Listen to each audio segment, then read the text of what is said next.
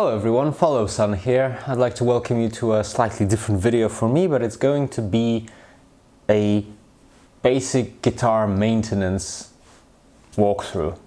And warning, this is not going to be a short video. This is just going to be a spontaneous guitar related banter thing.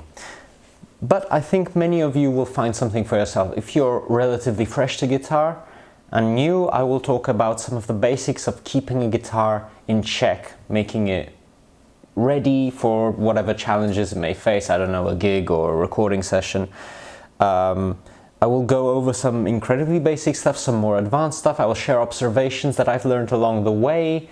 And yeah, it's basically going to be a guitar ASMR maintenance. We'll learn something about changing strings, about cleaning guitar that's been in use for quite a while and needs some freshening up, about the basic stuff you have to check, preferably each time you change your strings or every other, but if you're like me and you're lazy and you change your strings once a year because you have a fleet of guitars that sort of rotates between strings, then, you know, everybody will find something for themselves.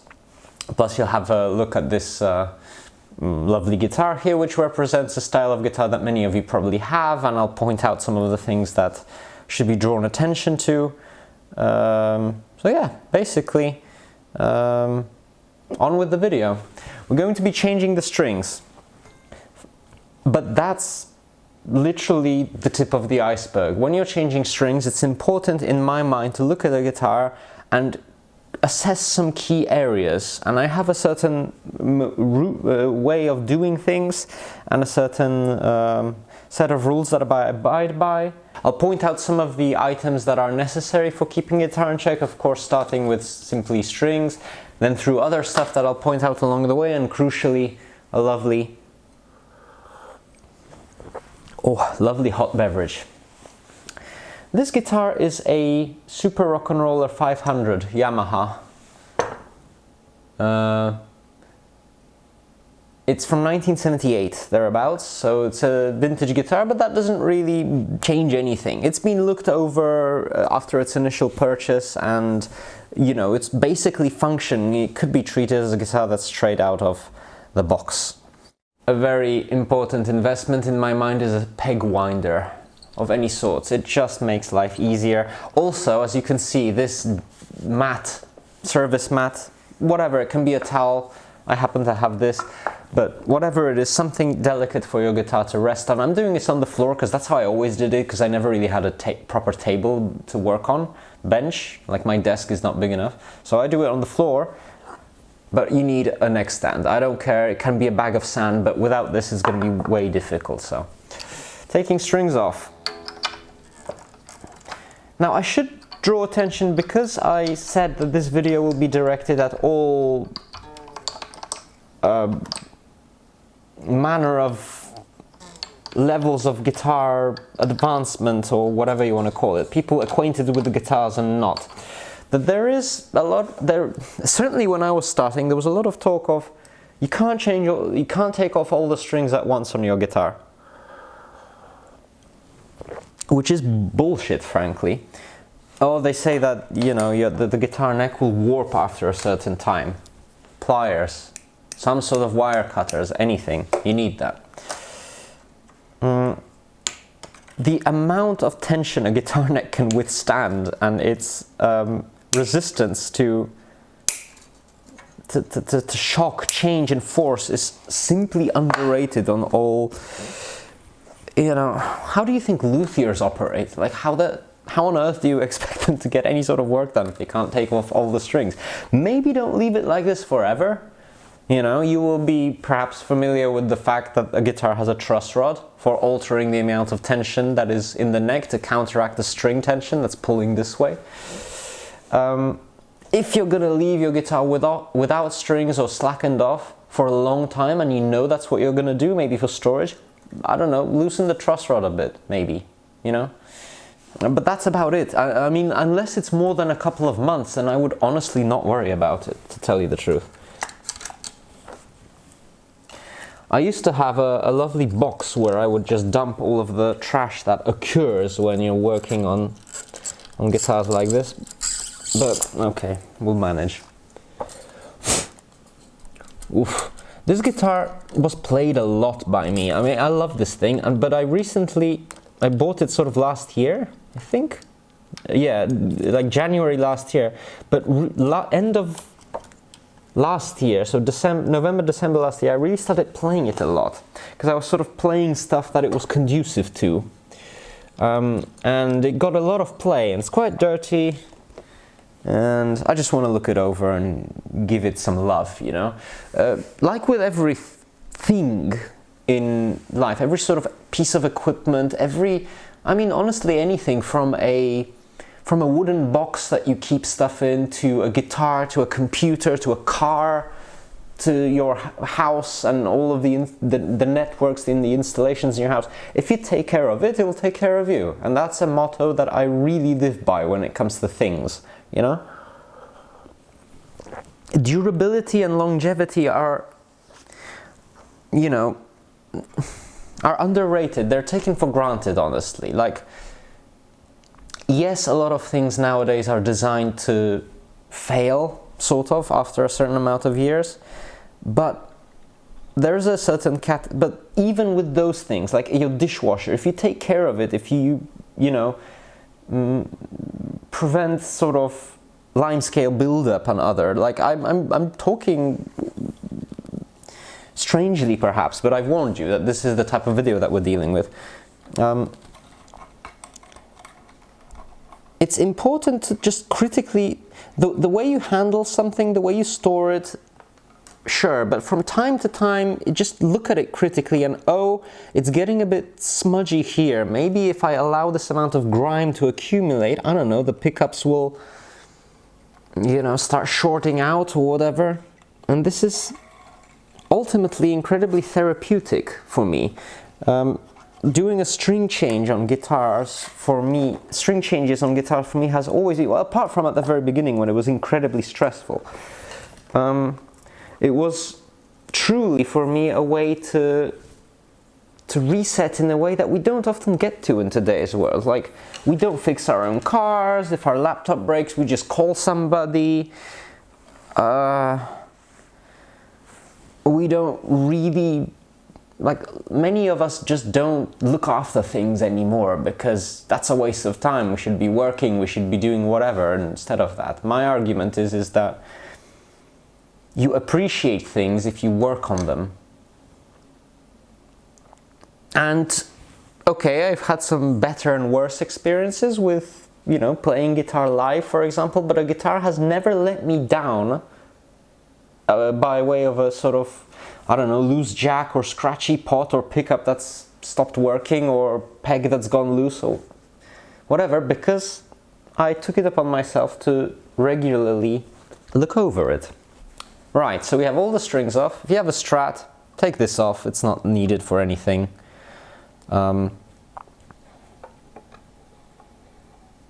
will look at something that perhaps this should be inspected in some way, but that's much later. For now, my strategy is, first of all, we're getting rid of the most immediate layers of filth, if that makes sense. And so I have some cheesecloths here. These are pretty much perfect. This is more microfiber, so perhaps if you want to be more careful, you can use a microfiber. These are varying degrees of filthiness, as you can see. Some of them have been used for a time that I dare not admit. So I'm going to do the microfiber because I just want to give it a rub down. Is that a word that's somehow pejorative? I don't know. It's honestly frightening to say stuff on in public, because somebody will, I don't know, say that I'm saying something of a different nature of what it is. Anyway, there's bound to be some dust on your guitar, even if you play it a lot. Right. We want to get rid of the dust because dust can potentially be abrasive, so we want to get it off with a microfiber cloth. You can use paper towels, I suppose, but on plastic pick guards that's fine. But the thing with paper towels is that they allow whatever debris is there to scratch your finish. If you're really sensitive about this stuff, use microfiber. I'm honestly not. This is a guitar that's more than 50 years old. Or more than 50? Almost 50 years old. And it's done fine for itself, honestly. It's not that hard to polish up a guitar finish if it's very scratchy. It's like a car, you know? Unless it's nitrocellulose, then yeah, maybe take care. This is a polyurethane finish, which is what most modern guitars have, so unless your guitar is old and or expensive, don't worry about this.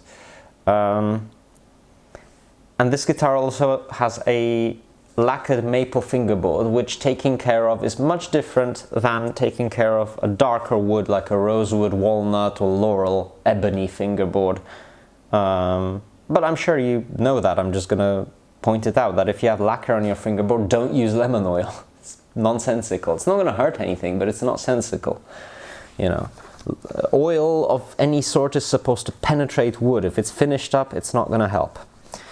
Right, and what can we see? Well, there's deeper layers of filth. So I'm going to go over to something that I don't mind damaging, like a paper towel, and just get rid of some sort of, let's be brutally honest, dead skin residue that's here in between the pickups.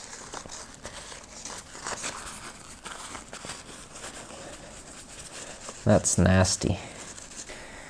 Now at this point, once I've got the guitar sort of done with all the basic dirt, the next step is to create some dirt and then to get rid of it promptly, okay? What I mean by that is frets, polishing frets. This is not something that I would do perhaps every string change, but it's something that far too many times I see. I don't know, I pick up a friend's guitar and it's like, ooh, have you ever polished your frets? It's not difficult, and it just makes the friction between the string and the fret so much less and so much more pleasant to bend and so on. It's really something that there is no downside of doing. There are some precautions you should take. Don't use a massive inch-wide metal file or a wood file. But, you know, there are some things at this point that are of note when cleaning frets, because honestly I can't imagine paying a luthier to do this. It's a fingerboard saver or a fret guard. This is from Warwick. You can find them on, you know, it's basically a piece of sheet metal with a little slit in the middle,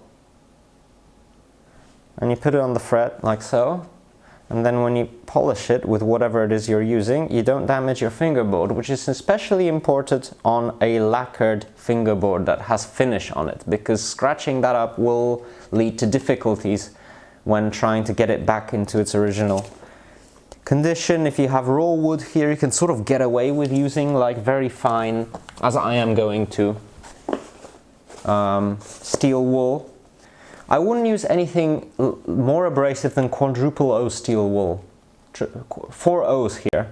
If you use triple O, you're maybe going to take off a bit more material than you want, and you're not really wanting to change the geometry of the fret. What you want is to take off some of the oxidation and the smudge that's on there, because frets are not made of a corrosion and oxidation free material unless they're stainless steel, which most of them are not. Another important thing to take into consideration, especially if you're using steel wool, is to protect the pickups from the metal shavings that can arise.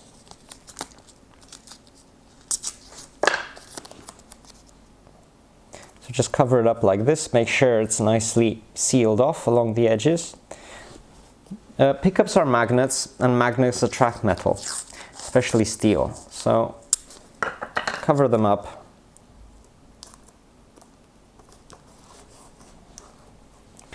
We don't want to have metal shavings in the pickups.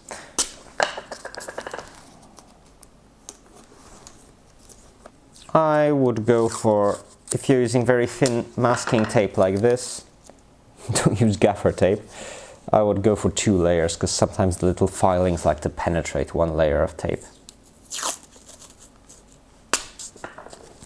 Then take a piece of steel wool. Not much is needed, literally this much will do.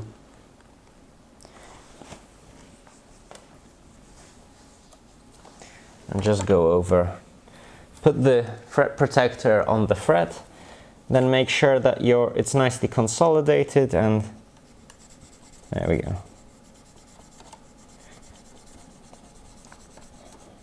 And you don't have to be conservative. If it's quadruple O steel wool, there are these sort of like fret erasers that you can buy, but you need a whole lot of different gauges for grids for them. This is like 400. This is slightly more aggressive, which is good at taking off gunk, but it doesn't leave a nice shine. And for me, quadruple O steel wool is the way to go. And you don't have to be conservative, because this is not going to damage the frets in any way. It's going to make them, au contraire, look nice and shiny. This one reflects more light than this one I can already see, you know?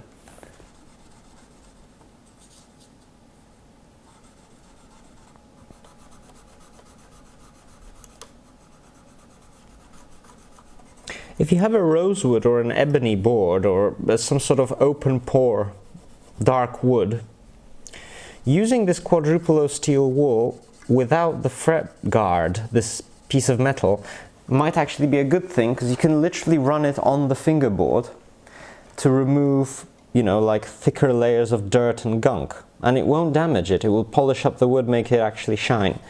So, you know, it's a choice to be made. If you're, guitar players are different. Like I remember talking about this with a friend of mine, and he was like, "Why do you do this every time you change your strings? Is it honestly necessary?" And I said, yes, because, you know, there are different anatomies. Like my fingers get very sweaty and slippery when I play. That's why the only picks I can use reliably are Ultex, Dunlop Ultex, these sort of beige translucent ones, because for reasons that are unknown to me, but are surely explainable by physics, the wetter your palm, if you wet your fingers, they stick better. It's sort of like a piece of paper almost, right? Friction is generated in some funny way, and so but because of that, my fingers end up being all soft, and they leave residue, you know, and they leave dirt, and the frets oxidize, and the fingerboard gets mucked up, and yet some others would never, a bead of sweat never appears on their hands and palms, which I envy deeply, because it is incredibly annoying. It's of course connected with physical exertion, but it's also connected with stress. So when I'm stressed out at an exam, for instance, most notably when I would have to at university like write on a piece of paper by hand, shocker, you know, it would be all over the piece of paper, which is horrible. This one is done. These are not yet done. This one reflects light nicer than this one. And this one feels slightly coarse. This one feels smooth as marble. What's the upside apart from looking nice? If you want to be ultra pragmatic, potentially you could avoid a string break, because there's less friction and less jagged points, but I doubt that. It's bending, you know, when you bend and slide up the fret, you're asking a lot, you know, you're pushing a piece of steel into a piece of much softer metal. You have to understand that unless, again, you're stainless steel frets, these frets made of nickel silver are much softer than the steel of especially the unwound strings. So they just get damaged, you know, plus the oxidation, plus the gunk, plus the you know, remains of yourself on them. Blowing the shavings off is a good idea. If you have a magnet, would be very nice to be able to take off the little remainders of metal, because you don't want to scrub them off, it might risk scratching something. Just blow it off and then give it a light brush down. If you have a soft brush, that could work.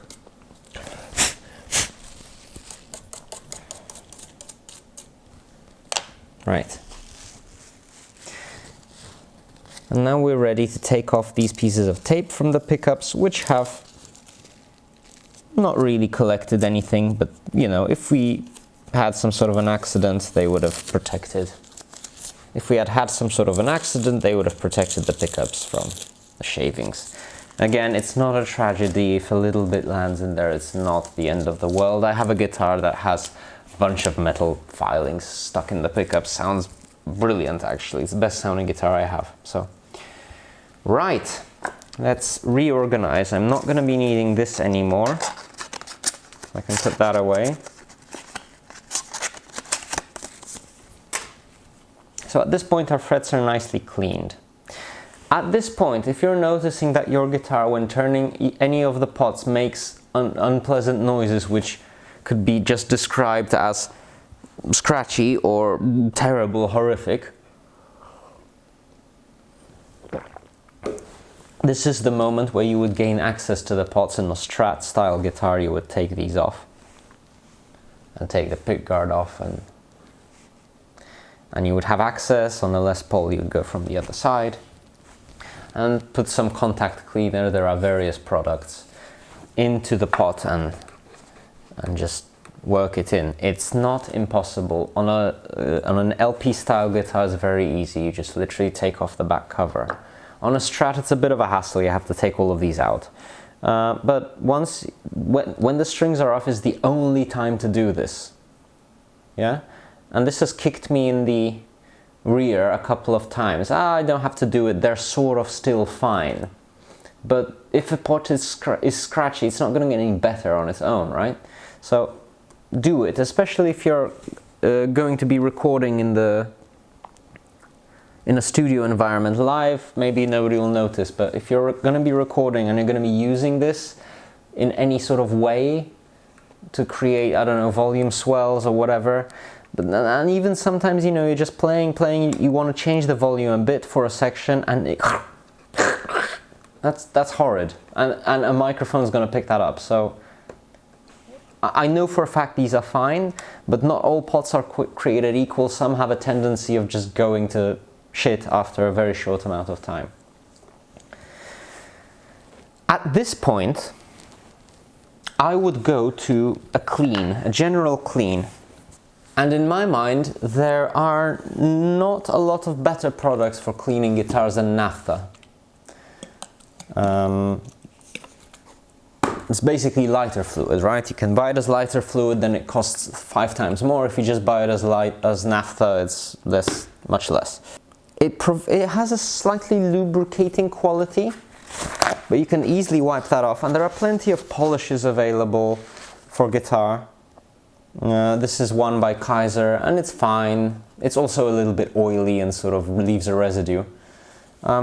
Crucially, if your guitar has a new nitrocellulose finish, you know, there are, I know, I haven't had experience. I'm not going to recommend anything lest something happen, but I have heard that naphtha will be fine if it's not checkered and damaged, right? But please don't, this is a disclaimer. I'm doing things that I know work. If it doesn't work on your guitar, you know, it's not, I'm not going to take liability for it. I'm explaining what I am doing on the examples that I have. This is a polyurethane plastic finish guitar. Little piece on a just a dash on a paper cloth, and go. And the great thing about naphtha is that it dissolves all of these horrific, oily, sweaty remainders of your DNA. Removes your DNA traces from the guitar. It's just great.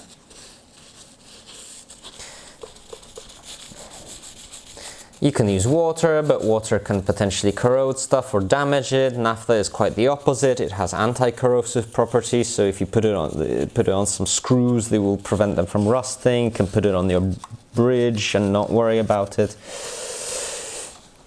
If your jack is completely loose, now is a good time to take it out and have a look what's going on there. Again, if there's one thing that in cheaper guitars, less expensive guitars, lets go is the pot's hardware. Pickups are fine, but these things, they give trouble. You know, this gets loose, this starts crackling, and this gets loose, and mid-song on stage it goes and just cuts out.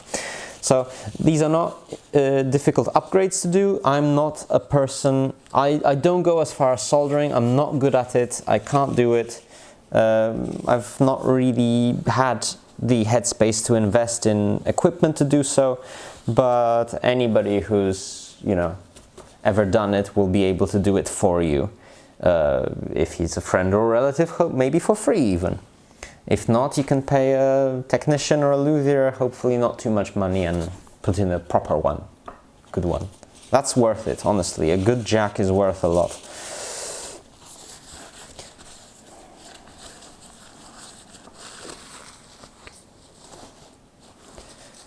That looks lovely. It's already so much better than it was.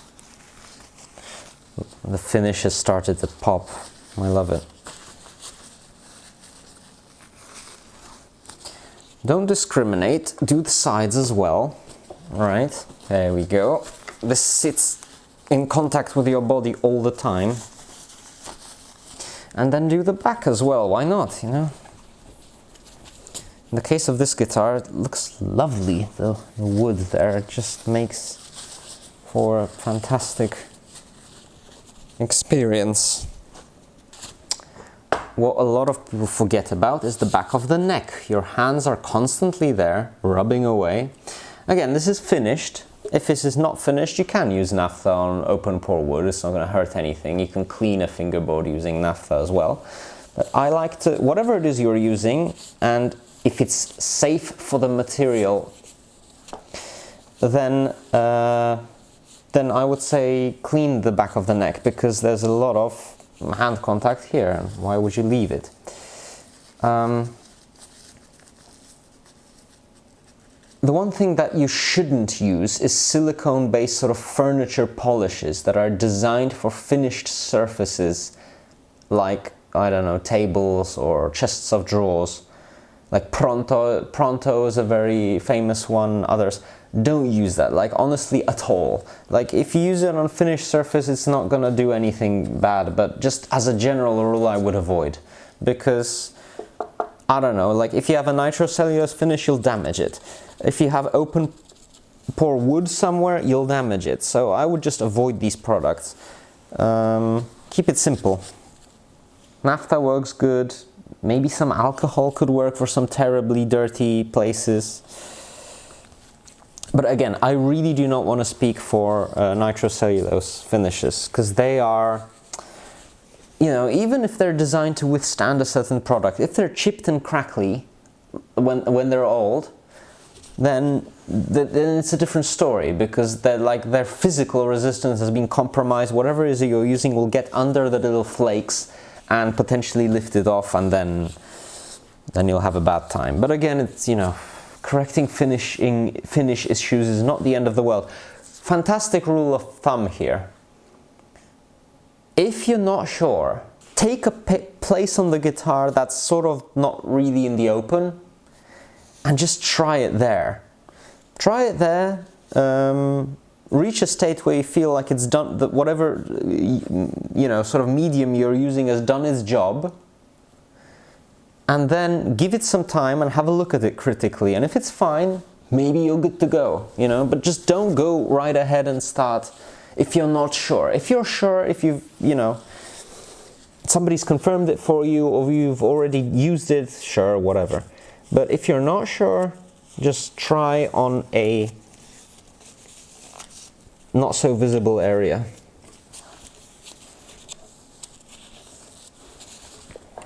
And that is one clean guitar. Plus it smells nice, the naphtha does. Fingerboard as well, as I said, if it's finished, unfinished, naphtha will work. I know for a fact this fingerboard is finished in nitrocellulose lacquer. That I do know. I did say that this is polyurethane, but the fingerboard is nitrocellulose because it was refinished after the frets had been installed. And the person who did it used nitro because he's, you know, obsessive like that, and I really appreciate that. It's nice. It does feel slightly different to these sort of polyurethane, polyester plastic basically finishes. It's got slightly more of a, I don't know. It just feels like a different piece of material. It's for sure softer, it's easier to scratch, that's for sure. But, you know, that doesn't bother me terribly. Scratches. What would a guitar be without scratches, honestly? It's like, do you even use the thing? I understand value and so on, but I don't think the guitar being pristine, I mean, yeah, it does add to the value, I suppose. It's this funny sort of curve, isn't it? With guitars that are of a reasonable value and they're sort of old-ish, vintage-ish, like this one, a few dings and dongs are almost expected and acceptable. But if it's something like super expensive, like 59 Les Pauls, then no, you want them pristine for whatever reason. My issue with that is that it, you know, I'm all for taking care of guitars. Sure, don't leave them in terrible atmospheric conditions, don't drop them, don't leave them in a car on a hot day. But, like, are you even playing it at that point? Are you using it for what it's designed to do? Everybody has a right to invest and just keep a guitar. If they feel like it's, you know, it's an investment decision they want to make, then that's fine. Now what I want to do is something that I do just before putting the strings on, usually, which is to check the tuners, the string trees, the nut, and the bridge. Basically, the string carrier assembly, right? Wherever the string has contact with has to be, in my mind, looked after in a certain way. Now, the tuners have to be seated correctly here. I'm going to move this a little bit. The tuners here have to be seated correctly. If they're wobbly in their holes, that's not good for tuning stability. So take an appropriately sized wrench. I have this fine and dandy little assembly here where they have, you know, various sockets in these nice little almost spherical contraptions here. I don't know if that's visible. It's a fun little tool. I found my dad's and I sort of stole from him years ago. He's not asked for it since, so if you're looking for it, I have it. And now don't go crazy. What you want to do is put it on there and just sort of, like any mechanic will tell you, like, what's the torque figure for this bolt? It's sort of, Okay, that's good enough. You know, it should be snug, but I would say like less snug than you think, because you don't want to crush the wood in the washer. But I can tell that all of these were looser than they should have been. And also, don't be too brutal. You don't want to damage the little nuts here. Okay.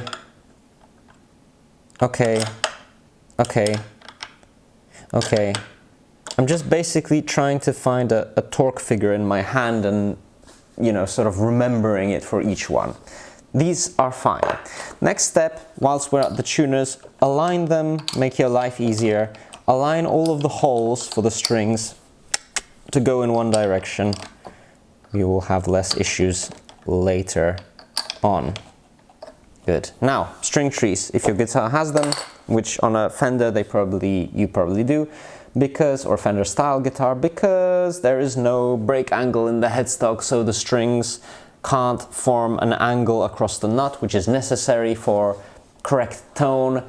It makes tuning a little bit of a nightmare, but if you don't have an angle here, then it's gonna sound like a sitar, which is nice, but not when you're playing guitar, I suppose.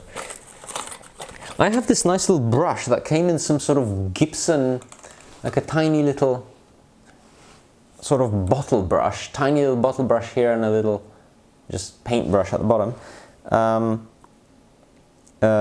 And it came in some sort of Gibson maintenance kit with some sort of I don't know, stuff like these. You've seen them probably, these Gibson products. I think that's what they came with. These bottles started leaking at once in my storage, like my little chest of metal sort of chest of drawers there, and that was a nightmare. Anyway, I just go and clean the underside of these string trees just to make sure they're not full of some sort of gunk, which they usually aren't, but you know. And then the same thing with the nut. This nut is made of bone, which is my preferred material, but again, you want the slots to be clean, no matter what material it is. The slots should be clean. And if you have some dental floss, like I keep here, this is a very old piece, well, a very old spool. I like to just take it and go in there. You can use a piece of string, some thread. It can take some gunk out. Again, I would say that maintenance like this I conduct on the guitar. I would say in the past I did it once every half a year. Now I will be honest, probably a year, because I have 1, 2, 3, 4, 5, 6 guitars out here, and I just rotate, you know, like if one becomes unplayable, I play the other one, because I don't know, I guess I'm lacking in time, so that's fine.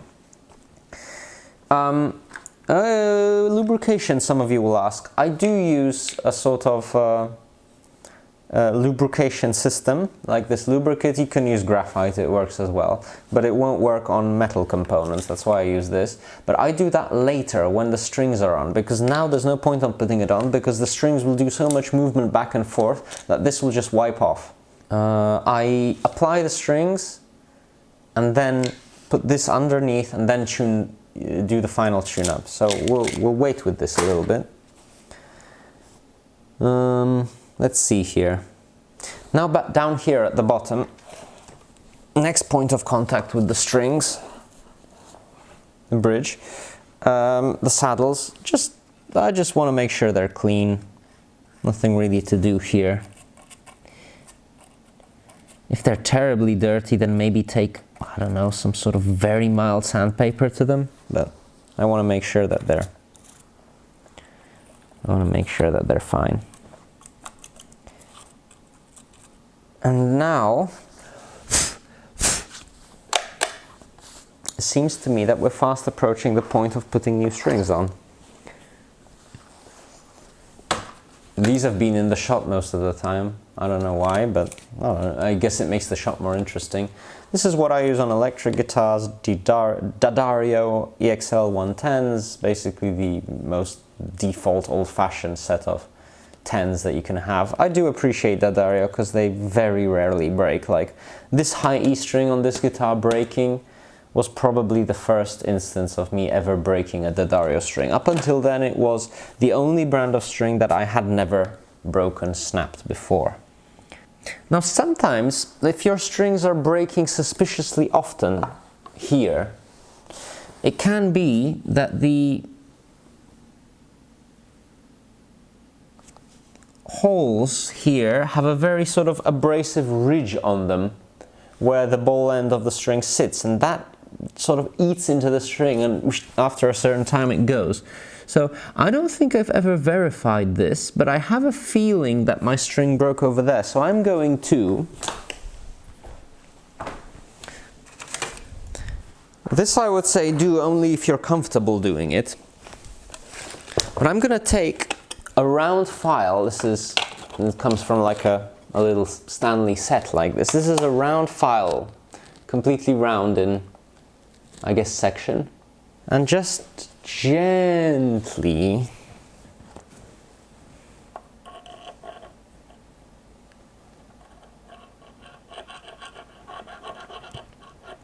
go in there and make sure that it's not a mess and there's no extreme sort of catch points.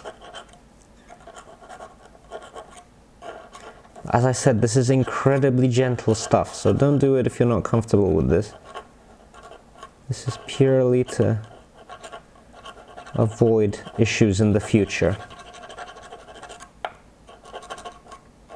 Strings, D'Addarios. I have a tradition of starting with the bass strings always, which I know people have different tendencies. It don't really matter. Now, this is potentially some useful consumer advice right here. Make sure that the string is nicely seated in there and that it doesn't, you know, then have to jump back into its slot. Pull it tightly through, and when it comes to the bass strings, usually on a 6 per side sort of headstock like this, if you take your fingers and go to the next one and pull back, then that's usually just about as much slack as you need. Another method I remember being taught is hold the string like this and put your middle finger out. It should touch the fingerboard, and when you're doing the unwound strings should be like 1.5 that. Another half of your finger maybe should fit in. So for the bass strings, honestly, usually one peg away, maybe slightly more. It's always better to maybe err on the side of slightly more, but then not overdo it. So I'm gonna go here, I'm gonna go a little bit more than that middle finger distance. And then, okay, it's not rocket appliances again. Just hold the string here in the nut slot. You know it's good down here, you know it's fine down here, and just take your peg winder and start winding. I'll get this out of the way preferably, and start winding. And then once the string does a U-turn on itself, so it's pointing the other way, you can just pull it and it's not going to go anywhere. Like, there is no way in hell that that's moving. Pull that up.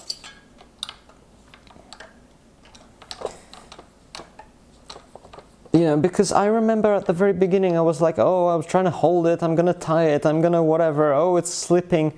It's not that complicated, you know? And it's got nice winds around the posts. Good enough there. And then tighten it just so it makes any sort of audible noise. That's good enough for now. We're gonna go back and do the saddle and the bridge when it comes to lubrication, as you maybe remember. Now the A string, that's nice and tight in the bridge there. And pretty much any string, the thinner you go with the strings, the more winds they need, right? So if I went just a bit more than 1 peg distance, then I'm gonna go 1 1/3 here, yeah, and see what that gives me. Okay, that looks about fine. I'm gonna plant it back here, start winding. Once the string has done a U-turn, yank it, pull that up so it's out of the way, crucially, and start winding. Whoops! It's late at night, I apologize, I was not winding the correct string. You don't want too few winds down here, because then the string will not have a correct angle over the nut slot. So just enough, like 1.5 here. Maybe I could have gone a bit better here, I admit. I could have maybe given it a bit more, but about 2 winds on the A, that's fine. And then when you get to the D and G, it's less of an issue because you have string trees, so, you know, but you still want 2 to 3 winds, and then over here 3 for sure. So that's the physics behind the idea. There has to be some sort of a break angle here, simply. So after the nut happens, whoosh, the string has to go down appropriately. Okay, before I go much further here, because this is soon going to become impossible, I'm going to take some of this Planet Waves lubricant. There's also the Big Ben's nut sauce, very good name. But I'm going to take this and add a little bit of it. This is basically petrol jelly. It's just rebranded and then put in a fancy syringe and with some little swabs available. But I'm going to put some on a swab. You can use Vaseline, petrol jelly, whatever. And just put it under the string tree, where the string rides, under both of them, before we start adding any sort of string tension here, because this will allow the friction to be as low as possible, which is what we want. String trees are not there for friction, they're there for break angle, and that alone. And now when we're onto the unwound strings like the G, I would say give it more winds than less on the post. So look, I'm gonna go almost 2 pegs right there, because they generate less friction, you know, on the peg. So I'm gonna go 1.5 here for sure, maybe even a bit more, like so. Okay, hold it down, turn it up, yank this, pull that.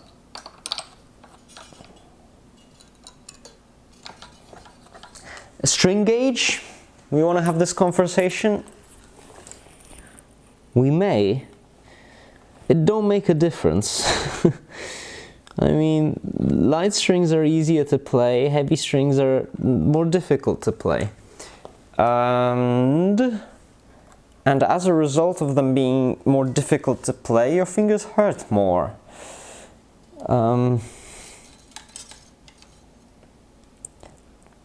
But then why don't I play 7-gauge strings? Good question. Well, because at a certain point, if you hit them hard enough, they start going out of tune. So it really doesn't matter. It's what you feel comfortable with. I've experimented. I've played 11s, I've played 9s, I haven't played 8s, I don't think. Maybe once. But I sort of settled for 10s, you know. I started playing acoustic quite a lot. At some point, like everybody who started on electric suddenly then started, I'm gonna be Tommy Emmanuel now. But, you know, because the acoustic strings are so much more heavy, I started to appreciate 10s much more than 9s. And then I realized that when I play 10s all the time, it's easier to get back to acoustic instead of, you know, playing on 9-gauge strings on an electric and then switching to a set of 12s on an acoustic is a huge difference and a shock, and it hurts. And I really don't play, I'm obsessive, and I don't play one particular type of guitar. I play one particular type of guitar all the time, and then I move on to another. I don't know if anyone can empathize with this, but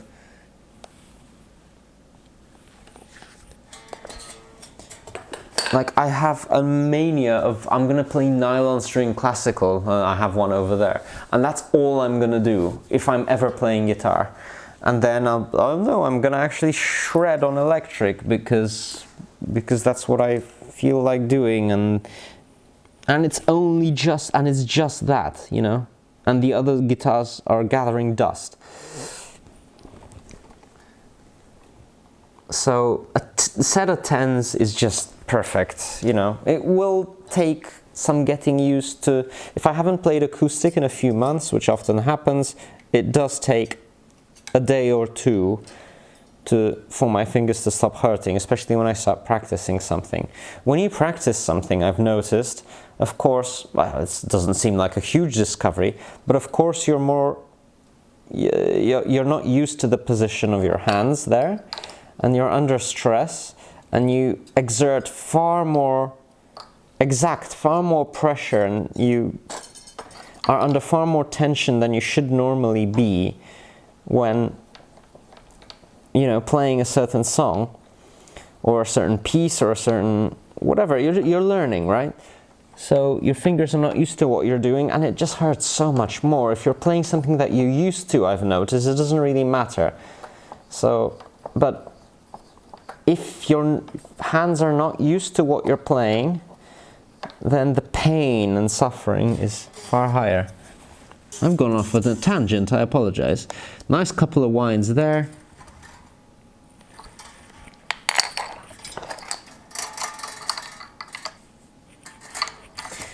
And all of this porcupine we're gonna leave for now, okay? I apologize those who think this is unnecessary. I've had situation where something slipped, something had to be redone. I had to loosen the strings off quite drastically to recheck something. It's a habit. Don't do as I do because you'll poke your eye out. This is a safety warning, honestly. Oh, another thing that I forgot to talk about, which is maybe worth doing, although these seem to be fine. It's important if your tuners have a possibility to adjust them from this end. They have a screw, so the head can be adjusted for how tight it is. Then it's a good idea to check that, because you know, these being too loose, they can just go out of tune on their own if you barely touch it or just graze it or just look at them badly, honestly. So just make sure to feel them, whether they're all sort of similar. They shouldn't be, it's very difficult to describe. Different tuners have different things. They should be snug and you sort of require some sort of effort to turn, but not completely impossible to turn. It's better if they're tighter than looser. And be very careful with these screws in these situations. They can be very delicate. You don't want to strip things. What's left to do is, as I said before, the strings are now sort of barely on. Now we're going to go back to this lubricant of ours, and as I said, you can use graphite, and now you can take the string off, just put a little bit there in the nut slot, and same over here, same with the other ones. I do this just because, you know, during the string putting on sort of process, a lot can happen, and a lot of this stuff could just sort of run away with the string moving back and forth, right? You don't need a lot, obviously. This is a slightly thinner swab, so I'm going to use this, I think. If you're lazy, you can just go like this. All right. Now, string stretching. And final sort of setup. I highly recommend every guitar player get themselves one of these. This is a Korg TM60. It has a metronome, so you can practice. And it has a tuner that's incredibly accurate. You can plug your electric guitar in here. It has a microphone, it has headphones. You can put it on a stand right here in front of you and do setups. You know, I've seen it on Mr. Woodfoot's table, I've seen it everywhere. Most professional luthiers use it. So, and it's a Korg product, so it's gonna outlive you probably. Clip-on tuners I also buy from Korg because they're just incredibly accurate and well made.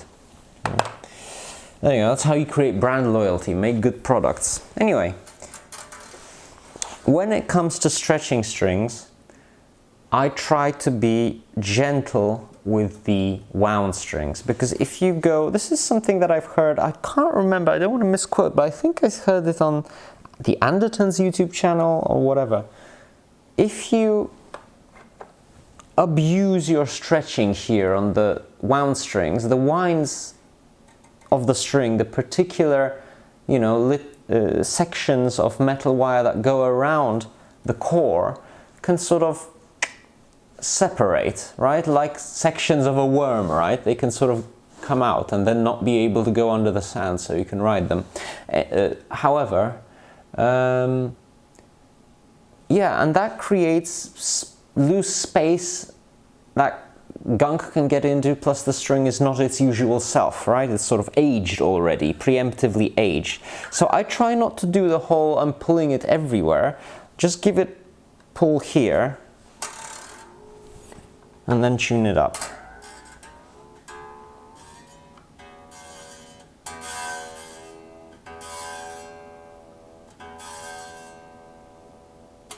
And then again, around the 12th fret. Maybe give it a tug here and here so it settles.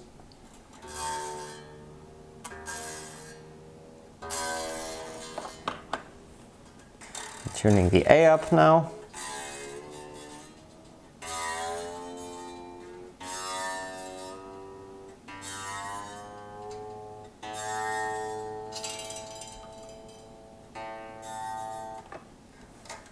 Again, give it a tug around the 12th fret, maybe here and here. It will go down.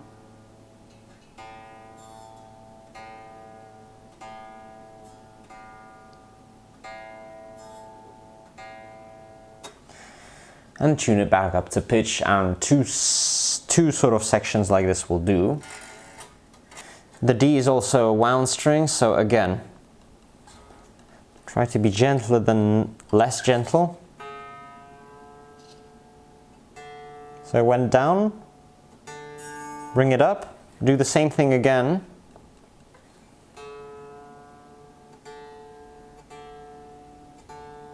And always try and return to pitch as accurately as possible. The string is basically learning its new life now, settling into it.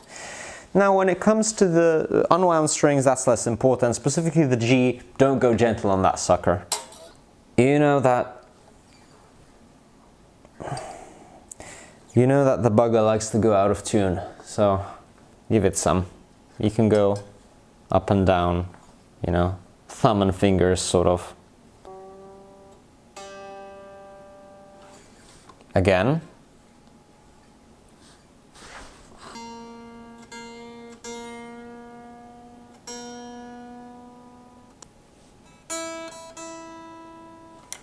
Now, apologize if the camera won't see anything. It might. But what I like to do is give the strings whole step bends all across the neck. It doesn't sound very musical, I know. Then tune it up, because this is like real world. What do you know, the G string doesn't want to comply.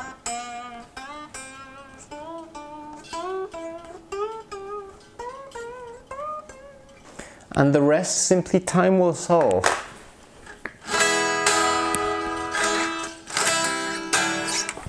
That's already feeling very nice. One final thing I wanted to say is, if this tremolo arm is not complying with this hole it's supposed to go into, in other words, it's very loose, and unless you crank it down to the point where it's hitting the knobs and is uncomfortable, it doesn't want to stay. This one is fine, but some of them are machined to very poor tolerances. Some more modern guitars have, well, first of all, better ways of mounting this instead of just some threads. Others have a spring that goes in there and it sort of pushes up against the threads and keeps it. But if you have neither of these things interest you, you can use this, which is called Teflon tape. And you can buy it in like hydraulic sort of water installation stores, because it's used to water tighten or water seal, I guess, threads. And it's very thin, sort of slippery material, as you can imagine Teflon being. It's what goes on your like non-stick pans. And just wrap a couple of these around the thread of the tremolo arm, like so, and it will work. You know, the moment I have a Fender Stratocaster that doesn't have such a nice sort of relationship between its tremolo arm and the block that it goes into. And it's worked wonders, honestly. There you go. This has been a while. I know I've gone off on tangents, but to be honest, it's the first video of such type that I'm making, and I'm not. Didn't have a specific plan. I hope you enjoyed hanging out with me today.